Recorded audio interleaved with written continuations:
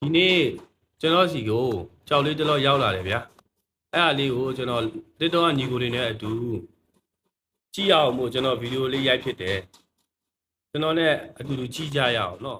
အဲ့တော့ကျွန်တော်ဘယ်လုံးနဲ့စားရမလဲလို့ကျွန်တော်ကြည့်လိုက်အောင်ဒီလုံးနဲ့စားမှာပေါ့ဒီလုံးကမော့စီစာဟုတ်တယ်မော့စီစာကိုမစိုးဘူးဗျာဒီလုံးကတော့ကြောက်ကအဆန်း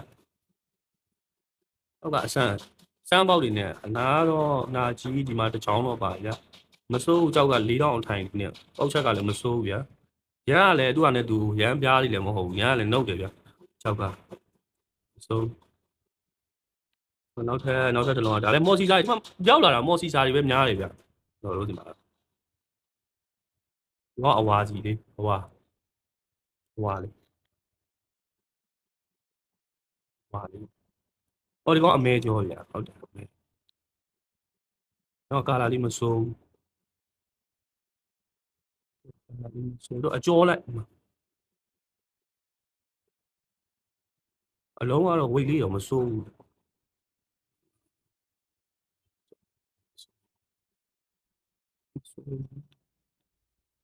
ဒီကောင်ဝိတ်ကဒီကောင်မော်စီစာ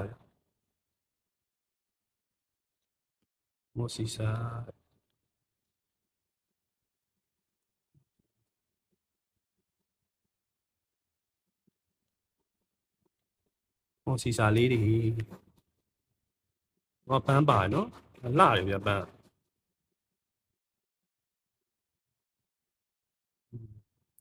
ဟိုပန်းကျော်လိုက်အကုန်လုံးပါ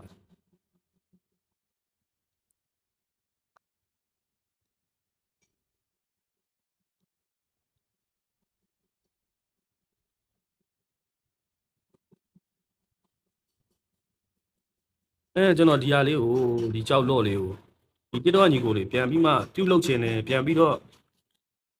ဝိုင်းလေးကိုပြန်ပြီးမှရောင်းဝယ်ခြင်းနဲ့ဆိုကျွန်တော်လော်လေးလိုက်လည်းပေးလို့ရသလိုလုံးပေါက်လေးလည်းဘယ်လုံးလေးကိုသဘောကျလဲပေါ့အဲ့ဒါလေးကိုကျွန်တော်ပြောပေးမှကျွန်တော်ပြန်ပြီးမှမျှပေးနိုင်တယ်ပေါ့မျှပေးမယ်ပေါ့ကျွန်တော်ဒီနေ့ကတော့ဒီဖောက်တဲ့လက်စလေးနဲ့ပဲကျွန်တော်ဒီလောက်ပဲပြပေးမယ်ပေါ့ကျွန်တော်တခြားလုပ်လေးလည်းရှိရတယ်ကြောက်တွေကတော့ရောက်တာမခဲဘူးဗျာတခြားပြီးမှပဲနောက်တစ်ခေါက်ပြန်ပြီးမှပဲတင်ပေးတော့မယ်နော်ဟောရသေးတဲ့ကြောက်တွေလည်းအများကြီးရှိသေးတယ်ဒီကြောက်လေးကိုကိုတို့စိတ်ဝင်စားလဲဆိုရင်တော့ချက်ပေါက်ကနေတစ်စင်ကျွန်တော်တို့လာပြီးတော့မေးမြန်းလို့ရတယ်ပေါ့